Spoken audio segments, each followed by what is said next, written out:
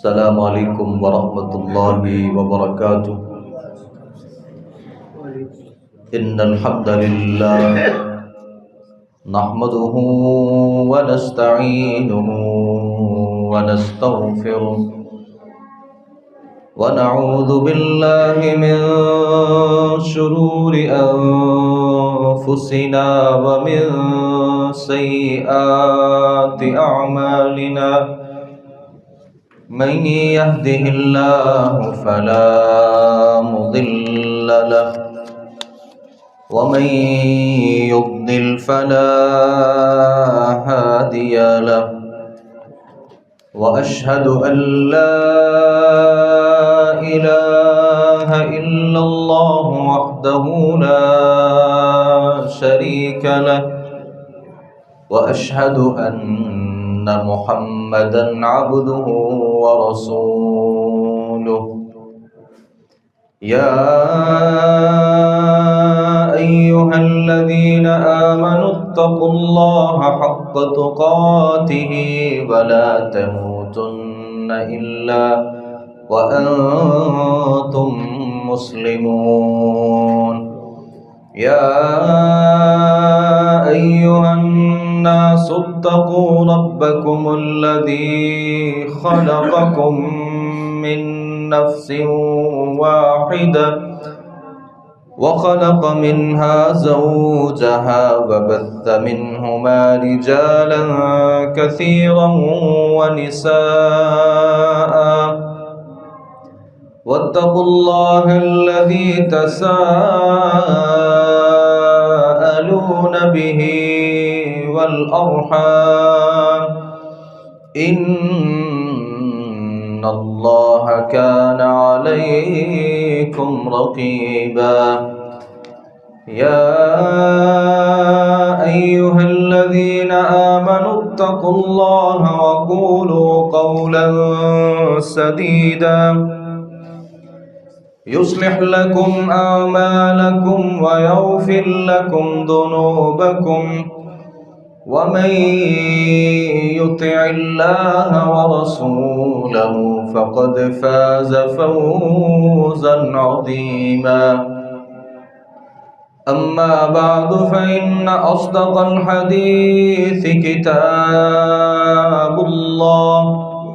व अहसनल हदी हदी मुहम्मदिन सल्लल्लाहु अलैहि वसल्लम व शर्रल उमूरि मुहदसातुहा व कुल्ल मुहदसतिन बिदअह व कुल्ल बिदअतिन ज़लालह व कुल्ल ज़लालतिन फिन्नार। अऊज़ु बिल्लाहिस समीइल अलीम मिनश शैतानिर रजीम मिन हमज़िही व नफ़्ख़िही व नफ़्सिही। बिस्मिल्लाहिर रहमानिर रहीम। इन्नस सलाता कानत अलल मुअ्मिनीना किताबन मौक़ूता। तमाम किस्म की तारीफ़ात तमहीदात अल्लाह रब्बुल आलमीन की ज़ात के लिए ख़ास हैं, जिस खालिक़ कायनात मालिक कायनात अहकमुल हाकिमीन रब्बुल आलमीन ने हमें इंसान पैदा फरमाया। दरूद व सलाम हो नबियों के इमाम पाकबाज़ों के सरदार नबी आखिरुज़्ज़मा जनाब मुहम्मद रसूलुल्लाह सल्लल्लाहु अलैहि व आलिहि वसल्लम की ज़ात गिरामी पर।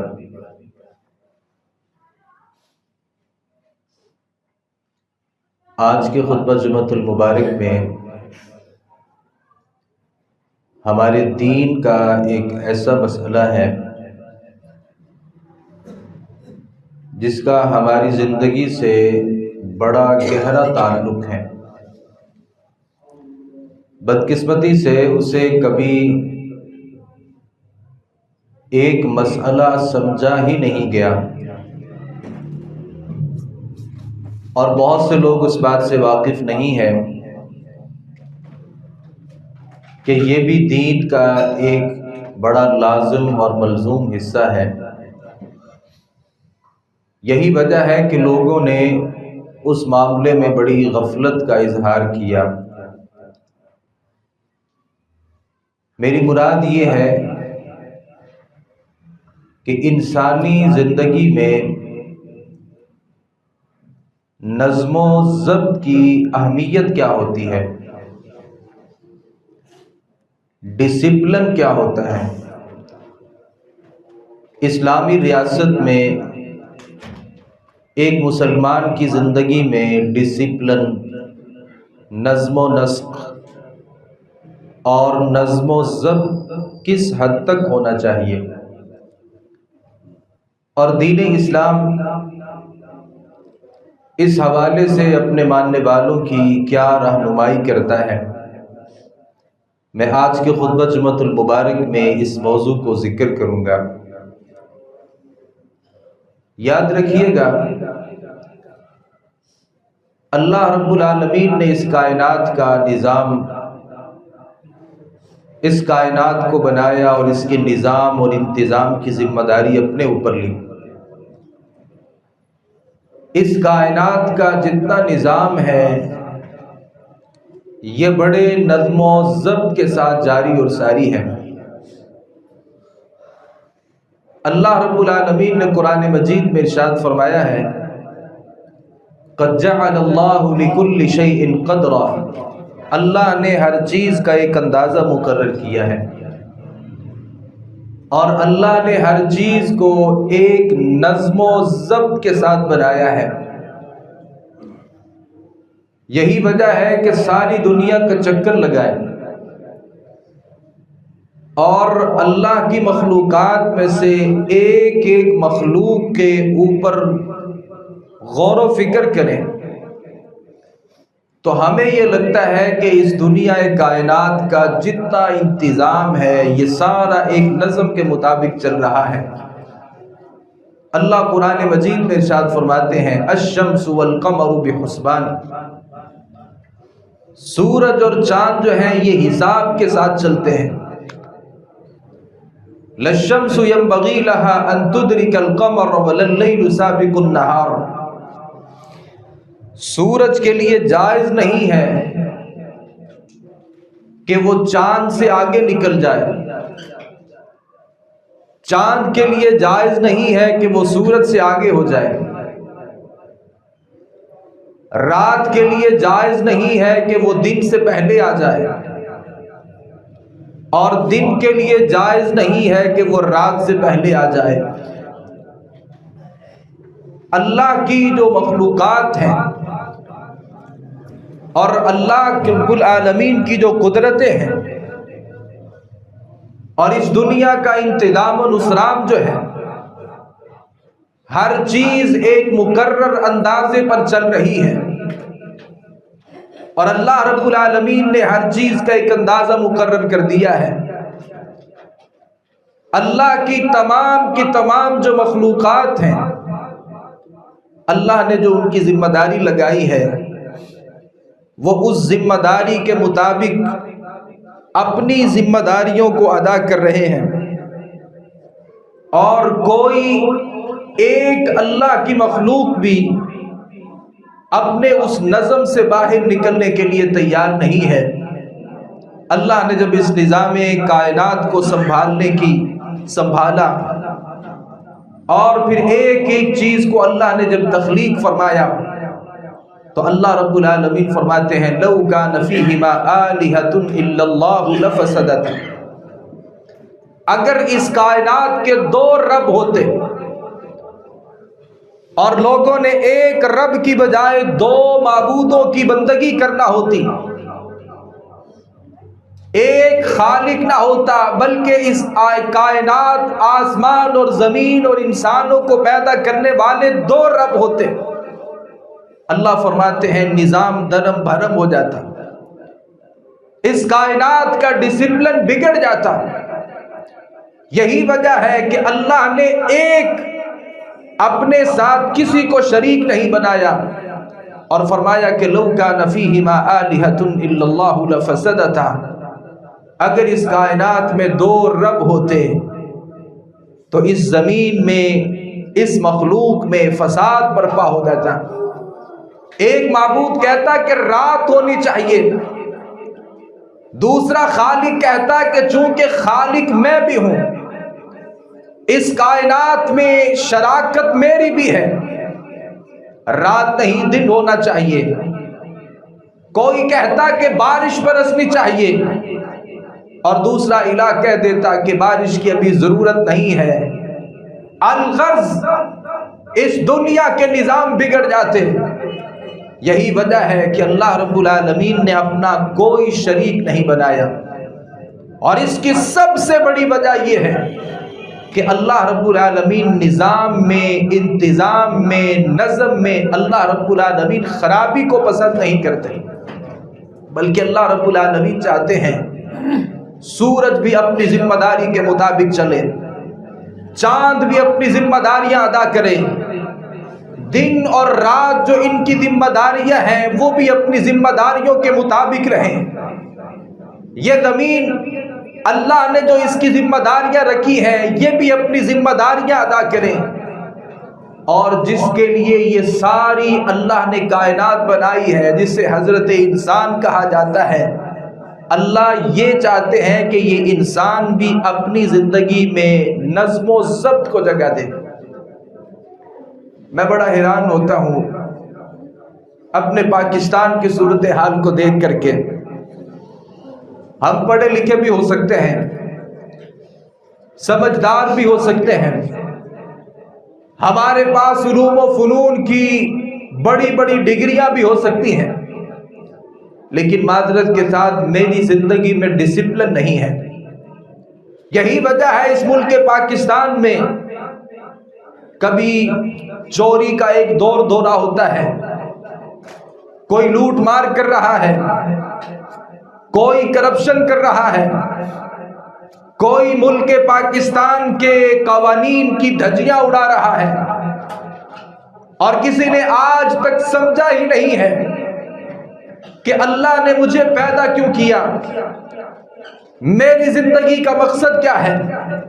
یہی وجہ ہے کہ انسان میں اور جانور میں بسا اوقات کوئی فرق نہیں ہوتا۔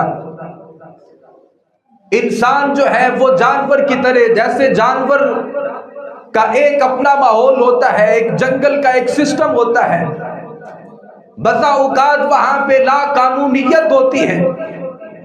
مسلمانوں نے یہ سمجھ لیا کہ ہر شخص اللہ نے اسے ایک دماغ دیا ہے، اسے ایک سوچ دی ہے، اسے ایک فکر دی ہے، لہذا ہر کوئی اپنے مطابق زندگی گزارنا شروع کر گیا۔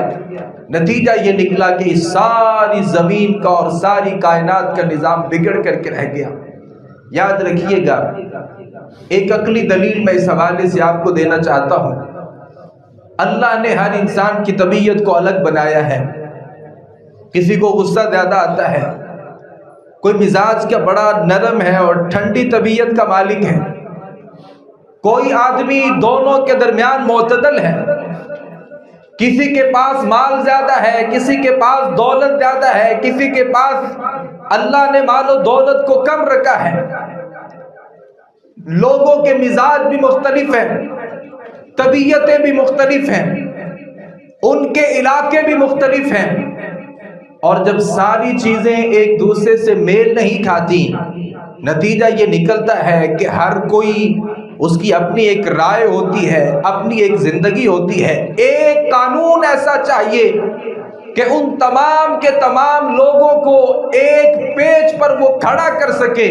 اللہ رب العالمین نے وہ نظم دین اسلام کی صورت میں ہمیں دیا ہے، جو طبیعتوں کو ایک طرف کرتا ہے، جو مزاج کو ایک طرف کرتا ہے، جو ذات برادری کو ایک طرف رکھتا ہے اور سارے لوگوں کو ایک نظم پر کھڑا کرتا ہے۔ یہ دین اسلام ہے، اور یہ اس کا لازمی تقاضا ہے کہ کوئی ایک قانون ایسا ہونا چاہیے جس پر تمام کے تمام لوگ متفق ہو جائیں اور جمع ہو جائیں۔ یاد رکھیے گا، اللہ کے نبی صلی اللہ علیہ وسلم فرماتے ہیں کہ اللہ اس بات کو پسند کرتا ہے، ان اللہ یحب اذا عمل अहदुकुम अमलन, अल्लाह इस बात को पसंद करता है कि तुम में से कोई बंदा भी जब कोई अमल करे, अल्लाह पसंद ये करता है कि वो अमल इंतहाई नज़्म व नसक के साथ किया जाए। अल्लाह को ये बेतरतीबियां पसंद नहीं है, अल्लाह को ये नज़म में खराबियां पसंद नहीं है। कोई आदमी आदाब से हट के जिंदगी गुजारे, कोई आदमी किसी मुल्क में रहते हुए उसके कवानीन से हट कर के जिंदगी गुजारे, और वो कानून जो हमारे मफाद के लिए बेहतर हैं, और वो कवानीन जो दीन इस्लाम के भी बरखिलाफ नहीं है, अल्लाह रब्बुल आलमीन पसंद करते हैं कि हर शख्स अपनी जिंदगी में जो भी अमल करे उसे नज़म के साथ अंजाम दे। याद रखिएगा, इस दुनिया में सिर्फ अल्लाह की जो मखलूक़ात हैं, ये जिसे सूरज कहा जाता है, चांद कहा जाता है, सिर्फ यही नहीं बल्कि अल्लाह ने जो ये नज़म है अपनी दीगर मखलूक़ात के अंदर भी रखा है। कुरान मजीद में अल्लाह रब्बुल आलमीन ने शहद की मक्खी का तज़किरा किया है, और अल्लाह रब्बुल आलमीन ने उसकी जिम्मेदारियों का तज़किरा किया है। औहा रब्बुका इलन नहली अनित्तखिदी मिनल जिबाली बुयूतन, अल्लाह रब्बुल आलमीन फरमाते हैं हमने शहद की मक्खी की तरफ वही की कि वो शहद पकड़े और फलों के पास जाए और उनसे रस निकाले, और वो शहद की जो मक्खी होती है इसकी ज़िंदगी में एक बहुत बड़ा नज़म होता है। इस पे लोगों ने किताबें लिखी हैं कि जो शहद की मक्खी होती है, अल्लाह ने इसकी ज़िंदगी में एक खूबसूरत नज़म रखा होता है।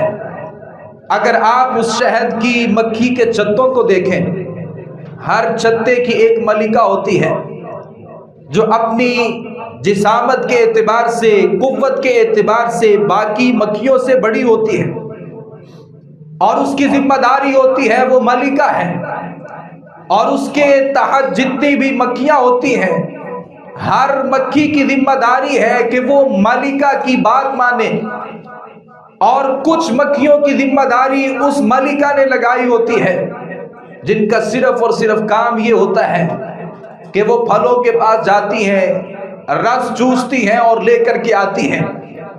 कुछ मक्खियों की जिम्मेदारी है, उन्होंने उस छत्ते का तामीर और मुरम्मत का काम करना है। कुछ मक्खियों की जिम्मेदारी दरबान की जिम्मेदारी है। किसी छत्ते में कोई गैर छत्ते की जो मक्खी है वो किसी सूरत दाखिल नहीं हो सकती। दरबान जो मक्खियां होती हैं उस दाखिल होने वाली मक्खी को कत्ल कर देती हैं, और किसी मक्खी के लिए इजाजत नहीं है कि वो गंदगी के ढेर पे जाए और उसी गंदगी समेत उस छत्ते में दाखिल होना चाहे, मुमकिन नहीं है। दरबान मक्खियां उसको कत्ल कर देती हैं।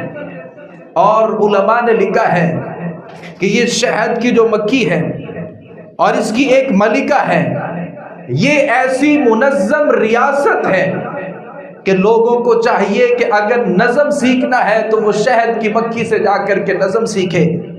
कोई एक मक्खी मलिका के मुकाबले में जब खड़ी होती है उसे भी कत्ल कर दिया जाता है।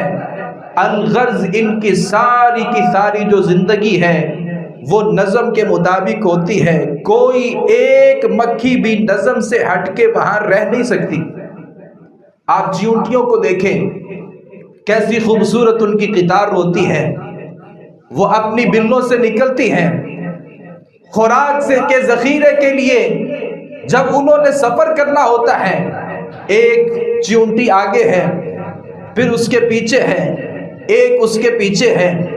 आप तकाबुल कीजिए, मेरी ज़िंदगी में नज़म कहाँ है। किसी जगह पे फ्री कोई चीज़ तकसीम की जा रही हो और आपको आवाज़ दे दी जाए कि सारे लोग आओ और आकर के इस चीज़ को हासिल कर लो। बहैसियत मुसलमान, मैं पढ़ा लिखा हूँ, मेरे पास डिग्रियां हैं, मैं अपने आप को बड़ा जीनियस समझता हूँ। मैं समझता हूँ कि मेरे जैसा कोई और आदमी नहीं है। लेकिन तब आप अपने आप से सवाल कीजिएगा, नज़म क्या होता है और मेरी ज़िंदगी में वो नज़म किधर है। میں دور نہیں جانا چاہتا، ہم جس معاشرے کا حصہ ہیں، ہمیں نکاح اور شادیاں جو ہیں تقریبات میں شرکت کرنے کا موقع ملتا ہے۔ کتنے لوگ ایسے ہیں میرج ہال میں جاتے ہیں اور آواز دے دی جاتی ہے کہ کھانے کا وقت شروع ہوا چاہتا ہے، ہر کوئی آدمی اپنی جگہ سے بھاگتا ہے، اور حیرانی کا مرحلہ یہ ہوتا ہے آپ وہاں پہ لائقے تکریم مہمان ہوتے ہیں اور آپ کو کھانے کے لیے ہی دعوت دی گئی ہوتی ہے، وہ دعوت کرنے والا میزبان آپ کا رشتہ دار ہوتا ہے یا تعلق دار ہوتا ہے، لوگ کیسے بھاگ رہے ہوتے ہیں، دھگم پیل کا ایک ماحول ہوتا ہے، ہر کوئی ایک دوسرے سے آگے بڑھ کر کے اس کھانے کی اشیاء کو پانے کی کوششیں کر رہا ہوتا ہے۔ یہ سارے کام نظم سے بھی ہو سکتے ہیں۔ میں نے یہ سمجھا کہ شاید کھانا کھانا یہ دین تو نہیں ہے، وہاں کتار بنا لینا دین نہیں ہے۔ میں نے یہ سمجھا کہ بڑے کو آگے کرنا اور خود اس کے پیچھے کھڑے ہو جانا، بزرگ احباب جو ہیں ان کے احترام کے لیے ان کو ان کی جگہوں پر رکھنا اور خود ان کی خدمت پر مامور ہو جانا، کبھی میں نے اسے دین نہیں سمجھا۔ بھائیو، یہی نظم ہے جس کا دین اسلام میرے اور آپ سے مطالبہ کرتا ہے، اور وہ نظم میری زندگی میں دور دور سے بھی نظر نہیں آتا۔ اسلامی ریاست جو ہوتی ہے، کوئی بھی مسلم ملک جو ہوتا ہے، اس میں نظم کیسے پیدا ہو سکتا ہے؟ میں 2-4 باتیں اس حوالے سے ذکر کرنا چاہوں گا۔ سب سے پہلی بات یہ ہے، جب بھی کوئی قانون بنایا جاتا ہے اور جب بھی ایک نظم کو وضع کیا جاتا ہے، سب سے پہلے اس میں خیر خواہی کا ایک جذبہ ہونا چاہیے۔ جس نے قانون بنایا اور اسے اپنے ملک میں نافذ کر دیا، بنانے والے کی ذمہ داری ہے ایسا قانون بنایا جائے جس میں خیر خواہی کا ایک جذبہ ہونا چاہیے، اور وہ قانون اسی وجہ سے بنایا کہ لوگوں کے معاملات بہتر ہو سکیں۔ کوئی ایسا قانون بنانا اور پھر اس کو نافذ کر دینا اپنی عوام کے اوپر جس میں لوگوں کے لیے نقصان ہو، شریعت کبھی بھی ایسے قوانین کو پسند نہیں کرتی۔ بلکہ اللہ کے نبی صلی اللہ علیہ وسلم نے ارشاد فرمایا، کوئی حاکم ہے، اللہ اسے حاکم بنا دیتا ہے اور وہ اپنی رعایا کے اوپر ظلم کرتا ہے، زیادتیاں کرتا ہے، اللہ رب العالمین جو ہیں وہ اس کو اس زیادتیوں کی وجہ سے اللہ رب العالمین کے پاس اس کے لیے سزائیں ہیں۔ نبی مکرم صلی اللہ علیہ وآلہ وسلم نے بددعا کی ہے، اے اللہ میری امت کے معاملے میں اگر تو کسی آدمی کو والی بناتا ہے، صدر بناتا ہے، وزیر اعظم بناتا ہے اور وہ پھر اپنی رعایا کے اوپر نرمی کرتا ہے، اللہ تو بھی اس کے اوپر نرمی کر۔ اور جو حاکم بن کر کے اپنی رعایا کے اوپر ظلم کرتا ہے، اللہ کے نبی صلی اللہ علیہ وسلم فرماتے ہیں، اے اللہ تو بھی ان حکمرانوں کے اوپر سختی کرنا جو اپنی رعایا کے اوپر ظلم کرتا ہے۔ کوئی ایسا قانون جو اپنی رعایا کو ظلم میں ڈالنے والا ہے، کسی صورت بھی اسلام اس قانون کی اجازت نہیں دیتا۔ سب سے پہلی کا بات یہ ہے، ایسا قانون بنائیے جو لوگوں کے لیے مفید بھی ہو اور اس میں خیر خواہی بھی ہو۔ اس حوالے سے دوسری بات یہ ہے، قانونی جو مساوات ہیں اوپر سے لے کے نیچے تک ہر کسی کے لیے اس قانون کو ماننا ضروری ہو۔ ایسا قانون جس میں بڑے سے بڑا آدمی آ جائے، چھوٹے سے چھوٹا آدمی آ جائے، اگر قانون دونوں کے لیے برابر ہے، یاد رکھ لیجئے یہ قانون بھی اچھا ہے اور یہ کامیاب بھی ہو سکتا ہے۔ اللہ کے نبی صلی اللہ علیہ وسلم نے اجازت نہیں دی۔ ہمارے ملک پاکستان میں بہت بڑا مسئلہ ہے، نام نہیں لے رہا، آپ سب جانتے ہیں، قانون میں کسی کے لیے استثناء کی کوئی صورت نہیں ہے۔ آپ کتنے بڑے ہیں اور یہاں تک کہ ساری کائنات سے بھی آپ بلند ترین مرتبے پر فائز ہو چکے ہیں، اللہ کی قسم ہے دین اجازت نہیں دیتا کہ آپ قانونی طور پہ اپنے آپ کو استثناء دے دیں۔ اور استثناء دلوا دیں۔ اللہ کے نبی صلی اللہ علیہ وسلم کے پاس وہ زید رضی اللہ عنہ آئے تھے، اور جس عورت نے چوری کر لی تھی، فاطمہ بنو مخزوم سے جو تعلق رکھتی تھی، اللہ کے نبی کے پاس لوگ آنا چاہتے تھے اور کہنا چاہتے تھے کہ اگر ہمارے خاندان کی اس عورت کے ہاتھ کٹ گئے جس نے چوری کر لی ہے، ہماری تو ناک کٹ جائے گی، خاندان میں، لوگوں میں، قبیلوں میں، معاشرے میں ذلیل ہو کر کے رہ جائیں گے۔ اللہ کے نبی سے سفارش کون کرے گا؟ کہا منہ بولا بیٹا زید ہے، اللہ کے رسول اس کی بات کو رد نہیں کریں گے۔ زید تشریف لائے تھے، صحیح مسلم میں لکھا ہے، تاریخ نے اس بات کو جمع کیا ہے، اور لوگ مثالیں دیتے رہ گئے۔ اللہ کے نبی کے پاس آئے اور کہا کر کے کہا اللہ کے نبی سفارش کرنے کے لیے آیا ہوں۔ ہمارے ہاں بھی سفارشیں ہیں، بڑا آدمی سفارش کرتا ہے، بڑے آدمی سے سفارش کی جاتی ہے، بڑے آدمی کی سفارش کو قبول کیا جاتا ہے، کچھ پیسے لگائے جاتے ہیں رشوت کے طور پر، زبان سے دو بول بولے جاتے ہیں سفارش کے نام پر، سارے کام کر دیے جاتے ہیں۔ اللہ کے نبی صلی اللہ علیہ وسلم صحابہ میں جس سے سب سے زیادہ محبت کرنے والے، یہاں تک کہ منہ بولا بیٹا بنا رکھا تھا، آئے اور تشریف لائے اور کہا اللہ کے نبی میں سفارش کرنے کے لیے آیا ہوں۔ تو اللہ کے نبی نے کیا کہا تھا؟ اللہ کی حدود میں سے کسی ایک حد کے بارے میں سوال کرتے ہو؟ پھر اللہ کے نبی منبر پہ تشریف لائے تھے، آپ نے خطبہ پڑھا تھا اور آپ نے بتایا تھا تم سے جو پہلی امتیں تھیں ہلاک اس لیے ہوئی، کوئی بڑا آدمی زیادتی کرتا تھا اسے چھوڑ دیا جاتا تھا، کمزور زیادتی کرتا تھا اسے پکڑا جاتا تھا، اور اللہ کے نبی صلی اللہ علیہ وسلم نے پھر فرمایا تھا لو ان فاطمہ بنت محمد سرقت لقطعت یدها، یہ تو بنو مخزوم قبیلے کی ایک عام فاطمہ ہے، اگر محمد صلی اللہ علیہ وآلہ وسلم کی بیٹی فاطمہ بھی ہوتی لقطعت یدها، میرے ہاں قانونی مساوات یہ ہے، اور میرے ہاں انصاف یہ ہے، اور میرے ہاں عدل یہ ہے کہ میں اس کے ہاتھ کو بھی کاٹ دوں۔ اسلامی ریاست میں کسی کے لیے کوئی استثناء کا قانون نہیں ہے۔ قانون اس ملک کے پاکستان میں بنے گا یا کہیں بھی کوئی قانون بنے گا، اس میں تمام کے تمام لوگ برابر ہیں، امیر بھی برابر ہے، غریب بھی برابر ہے، بڑا بھی برابر ہے، چھوٹا بھی برابر ہے۔ اللہ کے قوانین کے مقابلے میں کوئی ایسی شخصیت ہے ہی نہیں جو اپنے آپ کو یہ سمجھے کہ میرے اوپر کوئی شریعت کا قانون نافذ نہیں ہوتا۔ اور تیسری بات یہ ہے، اگر اس ملک پاکستان میں کوئی بھی گورنمنٹ آتی ہے، نہ میں کسی کا حامی ہوں نہ میں کسی کے مخالف ہوں، جو گورنمنٹ آتی ہے اچھے کام کرتی ہے، ہم ہمیشہ ان کے ساتھ ہوتے ہیں، اور جہاں غلطی ہوتی ہے وہاں اچھے انداز سے تنبیہ بھی کی جاتی ہے۔ کبھی بھی کوئی قانون لاگو نہیں ہوتا اور وہ کامیاب نہیں ہو سکتا جب تک جو بڑا طبقہ ہوتا ہے، امراء کا جو طبقہ ہوتا ہے، جب تک وہ اس کے اوپر عمل نہیں پیرا ہو جاتے۔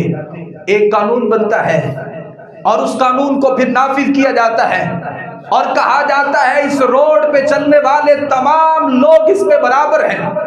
اگر اس میں بڑا آدمی آ جاتا ہے اور محض اسے اس لیے استثناء مل رہا ہے کہ وہ ایم پی اے ہے، یا اس لیے استثناء مل رہا ہے کہ وہ ایم ایل اے ہے، یا اس لیے اس کو مستثنیٰ قرار دیا جا رہا ہے کہ یہ کسی بڑے منصب پر فائز ہے، اللہ کے نبی صلی اللہ علیہ وسلم نے خطبہ حجۃ الوداع کے موقع پر آپ نے خطبہ دیا تھا اور آپ نے گفتگو کی تھی، واز کیا تھا، صحابہ کرام موجود تھے۔ اللہ کے نبی صلی اللہ علیہ وسلم نے پھر کچھ قانون وضع کیے، اور ان وضع کردہ قوانین میں اللہ کے نبی نے سود کو حرام قرار دیا اور کہا کہ سب سے پہلا جو سود ہمارے خاندان کا ہے، سب سے پہلے میں اس کو معاف کرتا ہوں۔ آج کے بعد کوئی آدمی کسی کے اوپر ظلم زیادتی نہیں کرے گا، اور اللہ کے نبی صلی اللہ علیہ وسلم نے کہا جو خون ہے، جو بدلے ہیں، جو قتل کرنے، جو قصاص کے معاملے ہیں، سب رائے گاہ ہیں، اور اللہ کے نبی صلی اللہ علیہ وسلم نے اپنے خاندان کے ایک مقتول کے قاتل کو سب سے پہلے کہا کہ میں اس کے خون کو معاف کرتا ہوں، آپ اگر بڑے ہیں تو قانون کے لیے سب سے پہلے اپنے آپ کو پیش کیجئے، جیسے اللہ کے رسول صلی اللہ علیہ وسلم نے پیش کیا تھا۔ آپ کے سارے قوانین اگر غریبوں کے اوپر چلتے ہیں اور وہ قانون آپ کی زندگی میں نہیں ہے، آپ بڑے ہیں، چھوٹوں کے اوپر اس قانون کو نافذ کرنا چاہتے ہیں اور اس نظم کو نافذ کرنا چاہتے ہیں، آپ کبھی بھی اس میں کامیاب نہیں ہو سکتے۔ اور چوتھی اور آخری بات اس حوالے سے، کوئی بھی جو قانون ہوتا ہے، جو ایک نظم ہوتا ہے اور جو ایک نظم و نسق ہوتا ہے، اگر آپ اسے کسی اسلامی ریاست میں اپلائی کرنا چاہتے ہیں، ایسا نہیں ہے کہ آج ایک قانون بنائیں کل سارے اس کے اوپر عمل پیرا ہو جائیں، ایسا نہیں ہو سکتا، بلکہ شریعت نے تدریج کا ایک پہلو رکھا ہے، وہ کام آہستہ آہستہ ہو سکتا ہے۔ آپ نے قانون بنایا، آج اس کو سمجھائیے اپنے لوگوں کو، پھر اس کے اوپر سمجھائیے لوگوں کو، اس کے فوائد و ثمرات کا تذکرہ کیجئے اور اس کے نقصانات کو بیان کیجئے، پھر آپ جا کے چلان کرنا چاہتے ہیں، آپ کر سکتے ہیں، آپ کو اجازت ہے، آپ بتدریج لوگوں کو سمجھائیے۔ اللہ کے نبی صلی اللہ علیہ وسلم نے یمن میں معاذ بن جبل رضی اللہ عنہ کو بھیجا تھا اور جا کر کے کہا کہ تم لوگوں کے پاس جاؤ گے، فدعوہم، آپ نے سب سے پہلے ان کو جا کر کے دعوت دینی ہے۔ دعوت کیا ہے؟ اللہ کے علاوہ کوئی عبادت کے لائق نہیں ہے اور محمد صلی اللہ علیہ وآلہ وسلم اللہ کے رسول ہیں۔ اگر لوگوں نے توحید کو سمجھ لیا، یہ سب سے پہلا سٹیپ ہے، پھر آپ نے اس سے اگلے سٹیپ پہ آنا ہے، پھر آپ نے لوگوں سے کہنا ہے، لوگوں اللہ نے دن رات میں 5 نمازوں کو تمہارے اوپر فرض کیا ہے، اور جب لوگ نماز پڑھنے لگ جائیں، یہ دوسرا سٹیپ ہے، نمازی بن گئے، توحید کو بھی سمجھ گئے، اللہ کے نبی نے فرمایا پھر تیسرا کام یہ ہے، آپ نے ان سے کہنا ہے اللہ نے تمہارے اوپر صدقے زکوٰۃ کو فرض کر دیا ہے، امیروں سے لیا جائے گا، غریبوں کو دیا جائے گا۔ یہ بھی ایک نظم ہے کہ آپ کسی بھی قانون کو بتدریج اس قانون کو نافذ کر سکتے ہیں، فوری کوئی کام بھی نہیں ہو سکتا۔ مجھے اپنی زندگی میں کہاں نظم و ضبط چاہیے؟ میں نے ذکر کیا اللہ نے ہر چیز میں نظم کو رکھا ہے۔ یہ جو عبادت ہے، عبادت بھی نظم و نسق کا کام ہے۔ آپ نماز پڑھنے کے لیے آتے ہیں، نظم یہ ہے ان الصلاۃ کانت علی المؤمنین کتابا موقوتا، اللہ نے اس نماز کا ایک نظم رکھا ہے، اس کے اوقات کو مقرر کیا ہے۔ کوئی آدمی جب چاہے نماز پڑھنا چاہے نماز نہیں پڑھ سکتا، نماز پڑھنے کے قوانین ہیں۔ آپ سب میں کھڑے ہوئے، نظم یہ ہے کہ آپ سب برابر کریں گے، آپ کے پاؤں ملے ہونے چاہیے، لوگ آپس میں مل جل کر کے کھڑے ہوں گے۔ نماز کا نظم یہ ہے، امام کھڑا ہے، آپ کھڑے ہیں، امام رکوع میں ہے، آپ رکوع میں ہیں، امام سجدے میں ہے، آپ سجدے میں ہیں، آپ امام سے آگے نہیں نکل سکتے۔ نماز کا نظم یہ ہے کہ آپ نے وہ ساری جو نماز ہے وہ امام کے مطابق پڑھنی ہے۔ بھائیو یہ نماز ہے۔ نماز کے علاوہ شریعت کے ہر عمل میں آپ روزے کو دیکھ لیجئے، آپ نے روزہ تب رکھنا ہے جب سارے لوگ روزہ رکھ رہے ہوں گے، افطار تب کرنا ہے جب سارے لوگ افطار کر رہے ہوں گے۔ آپ نے اللہ کے نبی صلی اللہ علیہ وسلم نے تو زکوٰۃ کا نظم ذکر کیا ہے، زکوٰۃ کا بھی ایک نظم ہے۔ غریب جو ہے امیر سے مال لیا جاتا ہے، غریب کو دیا جاتا ہے تاکہ یہ لوگ دونوں مستغنی ہو سکیں، دونوں کے پاس پیسے ہوں، کوئی اس دنیا میں غریب اور فقیر اور مفلس آدمی نہ رہے۔ اللہ نے حج میں نظم رکھا ہے، ساری کائنات کے لوگ وہاں پہ جمع ہوتے ہیں، جن کے رنگ مختلف ہوتے ہیں، ذات مختلف ہوتے ہیں، زبانیں مختلف ہوتی ہیں، علاقے مختلف ہوتے ہیں، ایک امام کے پیچھے کھڑے ہوتے ہیں، ایک کعبہ کی طرف منہ کرتے ہیں، ایک اللہ کو راضی کرنے کے لیے وہ صفا اور مروہ کی سعی بھی کر رہے ہوتے ہیں، کعبۃ اللہ کا طواف بھی کر رہے ہوتے ہیں۔ یہ اللہ نے یہ ہماری ساری عبادتوں میں نظم کو رکھا ہے۔ میں ہوں کہ میں سمجھتا ہوں کہ میں سارے لوگوں سے میں مستثنا ہوں، اور میں کسی کی بات کو ماننے کے لیے تیار نہیں ہوں۔ مجھے یہ لگتا ہے کہ میرا ایک دل ہے، ایک دماغ ہے، ایک مرضی ہے، میں اپنے مطابق زندگی گزاروں گا۔ بھائیو، آپ جب تک نظم میں نہیں آ جاتے، اور وہ نظم جو دین اسلام نے مقرر کیا ہے، تب تک آپ اس اکیلی بکری کی طرح ہوتے ہیں۔ اللہ کے نبی صلی اللہ علیہ وسلم نے ذکر کیا، وہ جو اکیلی بکری رہ جاتی ہے، جو ریوڑ کے ساتھ نہیں ہوتی، بھیڑیا اس کے اوپر پھر حملہ کر لیتا ہے۔ جو بکری ریوڑ کے ساتھ ہوتی ہے، محفوظ رہ جاتی ہے، اور وہ جو الگ تھلگ ہوتی ہے، آپ اگر الگ تھلگ ہو جائیں گے، آپ کچل دیے جائیں گے، مار دیے جائیں گے، شریعت سے، دین اسلام سے بہت الگ ہو جائیں گے۔ لہذا اپنے آپ کو نظم کا عادی بنائیے۔ اور نظم میں ایک مالی نظم بھی ہوتا ہے۔ اللہ نے مجھے مال دیا، دولت دی، میرے پاس پیسے ہیں۔ نظم یہ ہے کہ میں ان پیسوں کو شریعت کے مطابق استعمال کروں۔ میرے ایک جاننے والے ہیں، میں ان کو جانتا ہوں، وہ بھی مجھے جانتے ہیں۔ ایک دفعہ بتانے لگے، اللہ نے بہت مال و دولت دیا تھا، اتنا مال تھا کہ میں گن نہیں سکتا تھا، اور پھر جب مال میں نظم نہیں رہا، جب بھی کوئی شادی آتی تھی، میری خواہش یہ ہوتی تھی سب سے بڑھ کے میں نے پیسے لگانے ہیں۔ شادی کسی کی ہے، میری خواہش یہ ہوتی تھی کہ سارے لوگوں سے ممتاز مجھے نظر آنا چاہیے۔ برادری کہے، لوگ کہیں، جب میں وہاں پہ پہنچوں، لوگوں کو پتا چلے کہ فلاں آیا ہے۔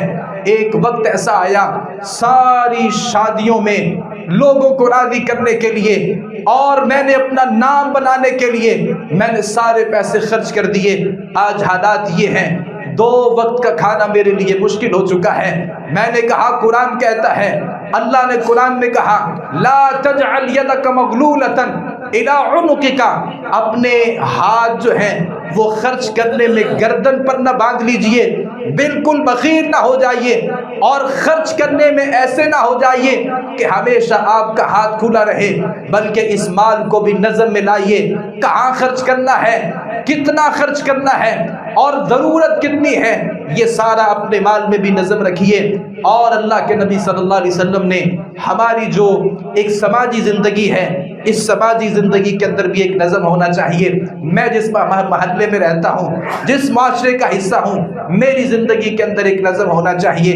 میری زندگی میں فساد نہیں ہونا چاہیے، میری زندگی میں کسی کو تکلیف دینا نہیں ہونا چاہیے، کسی کو نقصان پہنچانا نہیں ہونا چاہیے، کسی کو گالن گلوچ کرنا نہیں ہونا چاہیے، میری زندگی میں کسی کے مال کو ہڑپ کرنا نہیں ہونا چاہیے۔ اور میں جس محلے میں رہتا ہوں، جس سوسائٹی میں رہتا ہوں، جن لوگوں کے درمیان رہتا ہوں، کہیں ایسا تو نہیں ہوں کہ میں فسادی بن گیا ہوں۔ اللہ قرآن مجید میں فرماتے ہیں، لا تبغی الفساد فی الارض، زمین کے اندر فساد نہ برپا کرو، اللہ فسادی لوگوں کو پسند نہیں کرتا۔ سماج کا بھی ایک نظم ہوتا ہے، آپ اپنے آپ کو نظم کے مطابق ڈھالیے، اور اللہ کے نبی صلی اللہ علیہ وسلم کی ان فرمودات کی روشنی میں مجھے یہ لگتا ہے، اگر آپ اپنے آپ کو نظم کا پابند بنا لیں گے اور ہماری زندگی میں ڈسپلن آ جائے گا، عبادتوں سے لے کے عام معاملات تک، تو میں یہ سمجھتا ہوں ہمارا ملک بھی ترقی کر سکتا ہے، ہم بھی ترقی کے راستے پہ گامزن ہو سکتے ہیں۔ اللہ مجھے آپ کو صحیح بات کو سمجھنے، اس پر عمل پیرا ہونے کی توفیق عطا فرمائے۔ وما علینا الا البلاغ المبین۔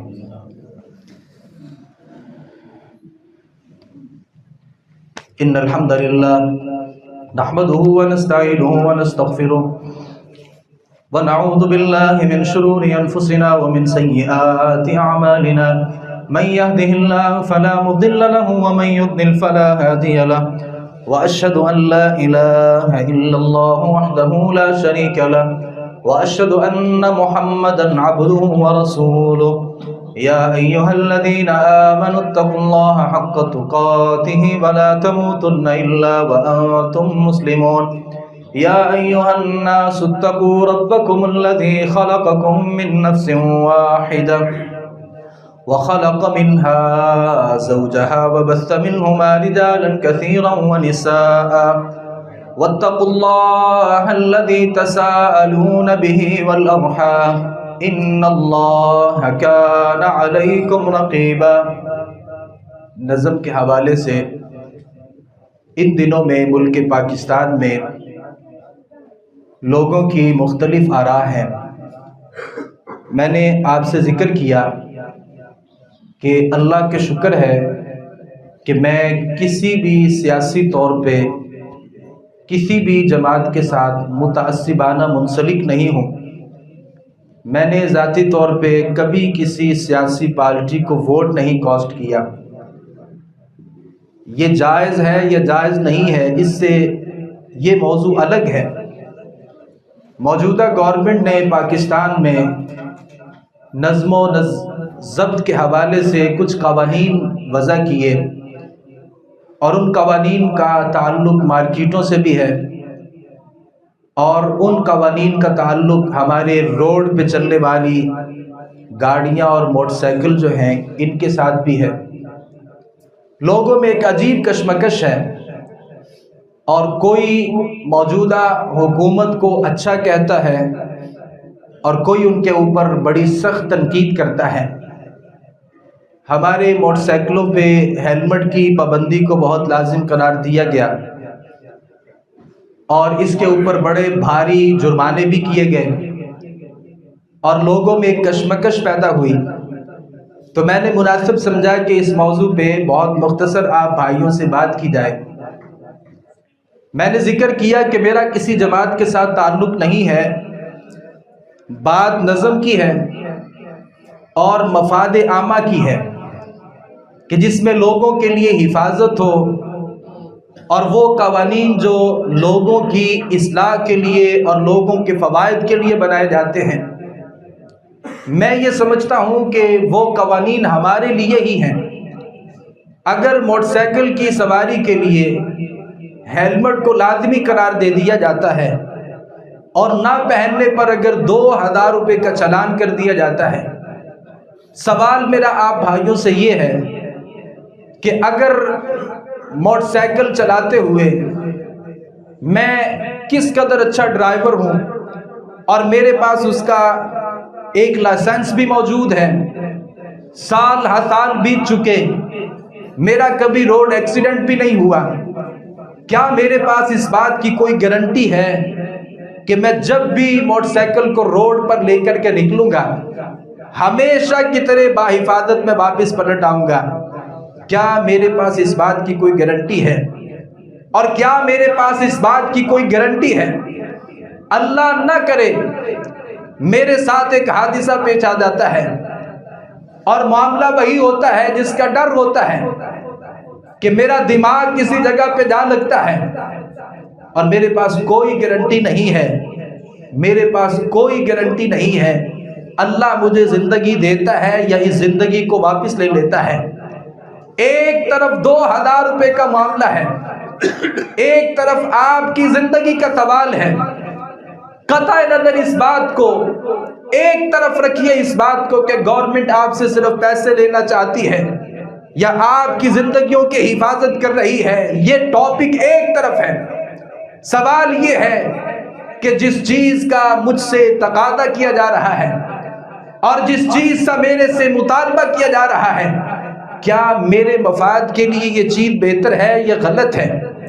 اور اگر لائسنس کا مطالبہ کیا جاتا ہے، کیا یہ میرے مفاد کے لیے، میری زندگی کی بہتری کے لیے یہ درست نہیں ہے؟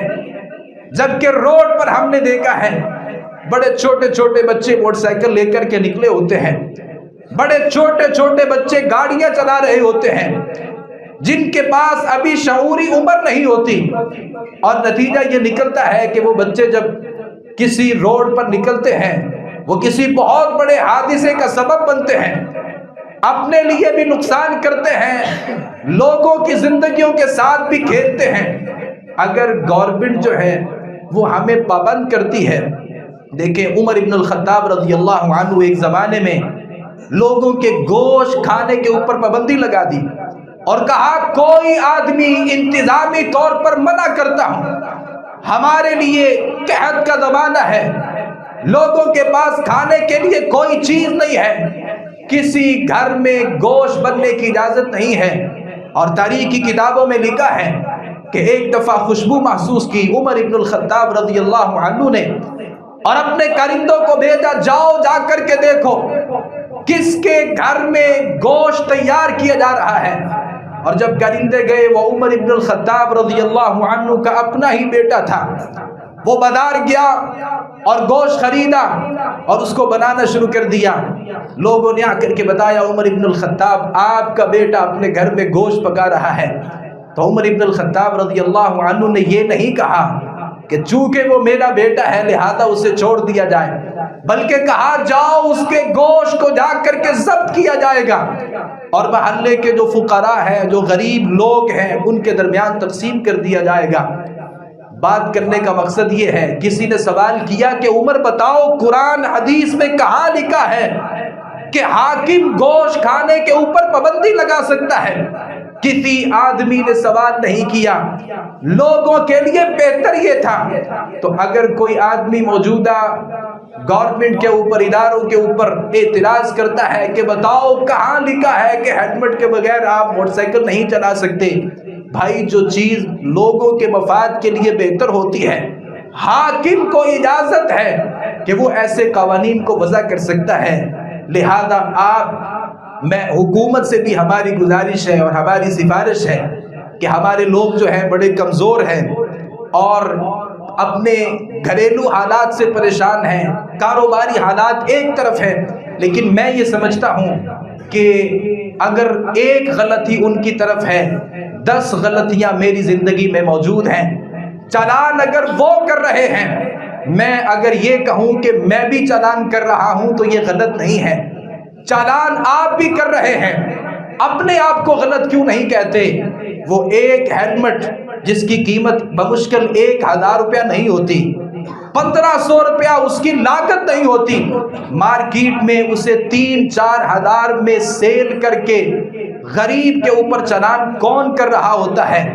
اور اگر اسی ہیلمٹ کو لے لیا جائے، کسی ماہر آدمی کے پاس لے جایا جائے، سوال کیا جائے کہ جس مقصد کے لیے اس ہیلمٹ کو پہنا جا رہا ہے، کہ اگر میں کسی جگہ پہ گر جاتا ہوں، کیا یہ اتنا قوت میں اور اتنی کوالٹی اس کی بہتر ہے کہ میرے دماغ کو، میرے سر کو بچا سکتا ہے؟ مجھے یہ لگتا ہے کہ وہ ہیلمٹ پاس بھی نہیں ہوگا، وہ ہیلمٹ پاس بھی نہیں ہوگا. اور جس کی لاگت 1000 روپیہ نہیں ہے، میں غریب آدمی کو وہ 4000 روپے کا، 5000 روپے کا جب فروخت کر رہا ہوتا ہوں تو میں ان کے اوپر چالان نہیں کر رہا. یہ ابھی کرونا کا زمانہ گزرا ہے، یہ ماسک 2-2.5 روپے جس کی قیمت ہے، 1 روپیہ بھی اس کی لاگت نہیں ہے، ایک 100 روپے کا مارکیٹ میں بکا، آپ نے خریدا، ہم نے خریدا، کہیں وہ 200 روپے کا بھی نہیں ملتا تھا. یہ چالان کون کر رہا تھا؟ مجھے لگتا ہے کہ یہ چالان میں کر رہا تھا. یہ تو ہیلمٹ کے اوپر پابندی لگی، اگر اشاروں کے اوپر یہ گورنمنٹ پابندی لگا دے، جب بھی آپ نے دائیں اور بائیں مڑنا ہے، اشارے کا استعمال کرنا ہے، یہ اشارہ 200-250-300 روپے کا جو ہے، 1000 روپے کا بھی آپ کو مارکیٹ سے نہیں ملے گا. یہ چالان کون کر رہا ہے؟ اپنے آپ سے سوال کریے گا. اللہ رب العالمین سے دعا ہے صحیح معنوں میں کتاب و سنت کو مجھے آپ کو سمجھنے، اس پر عمل پر ہونے کی توفیق عطا فرمائے. دعا فرمائے اللہم اغفر لنا والمؤمنین والمؤمنات والمسلمین والمسلمات وألف بین قلوبهم واصلح ذات بینہم وانصرهم على عدوک وعدوهم. اللهم خالف بين كلمتهم وزلزل أقدامهم وأنزل بهم بأسك الذي لا ترده عن القوم المجرمين. ربنا هب لنا من أزواجنا وذرياتنا قرة أعين واجعلنا للمتقين إماما. اللهم اشف مرضانا ومرضى المسلمين يا شافي الأمراض اشف مرضانا ومرضى المسلمين يا قاضي الحاجات اقض حاجاتنا وحاجات المسلمين. سبحان ربك رب العزة عما يصفون وسلام على المرسلين والحمد لله رب العالمين.